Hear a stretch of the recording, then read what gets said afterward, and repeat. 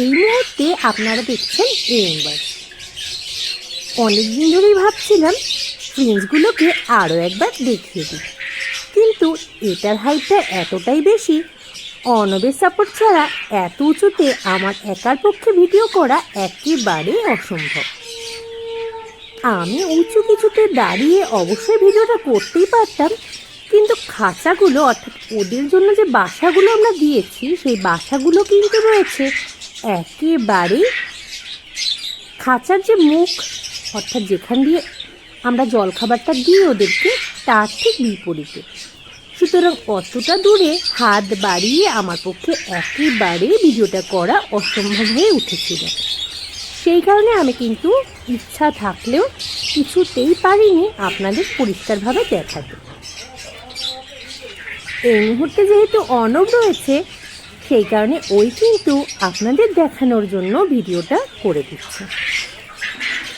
প্রথমেই দেখিয়ে দিলাম পাখিগুলোকে, এবার আপনারা দেখে নিন ওদের বাসাগুলো।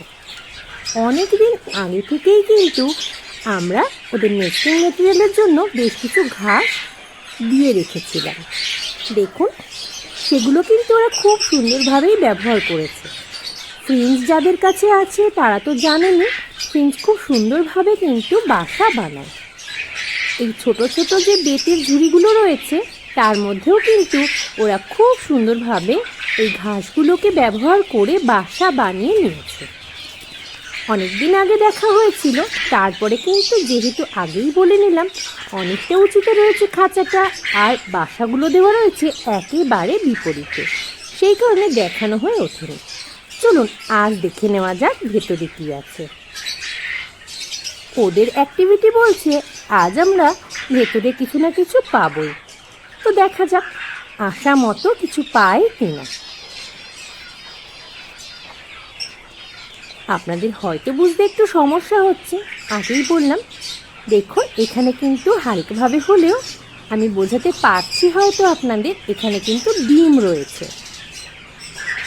আর খুব সুন্দরভাবেও যে নেস্টিং মেটেরিয়ালগুলো ব্যবহার করে ওরা বাসা বানিয়েছে সেটাও আপনারা দেখতে পাচ্ছেন। এবার দেখিনি পরের বাসাটা।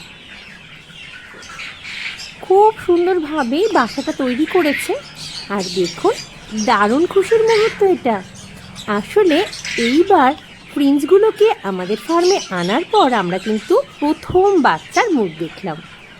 দারুণ লাগছে এই অনুভূতিটা।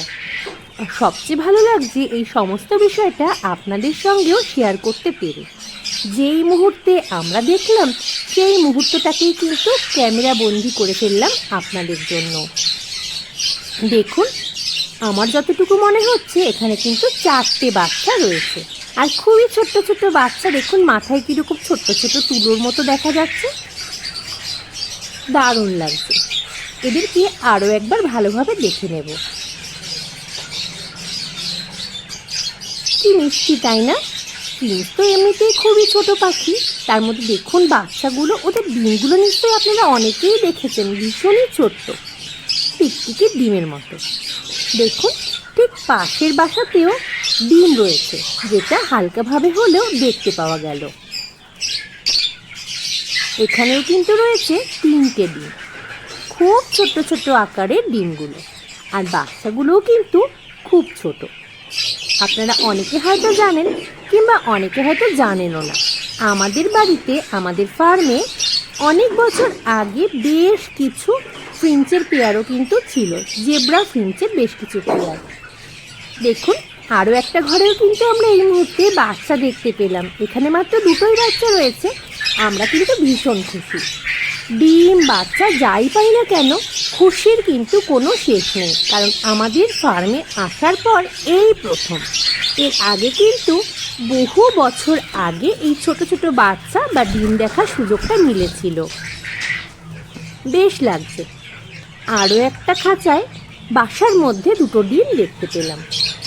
আমাদের ফার্মে যদিও মাত্র 3টে ফিমেল এবং 4টে মেল পাখি রয়েছে জেব্রা ফ্রিঞ্চে, কিন্তু দেখুন এখানেও কিন্তু আরও 2টো বাচ্চা রয়েছে। এই অনুভূতিটা যে কতটা আনন্দের সেটা বোঝাতে পারবো না, কিন্তু বেশ লাগছে।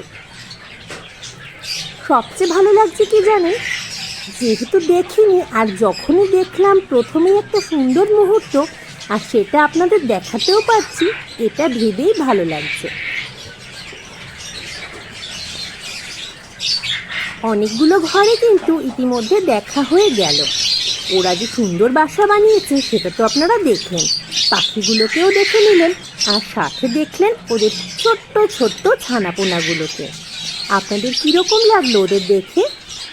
যারা পাখি রাখেন বাড়িতে অথবা যারা পাখি ভালোবাসেন, এই মুহূর্তগুলো যে কতটা খুশির, কতটা আনন্দের, সেটা নিশ্চয়ই ব্যাখ্যা করে বোঝাতে হবে না।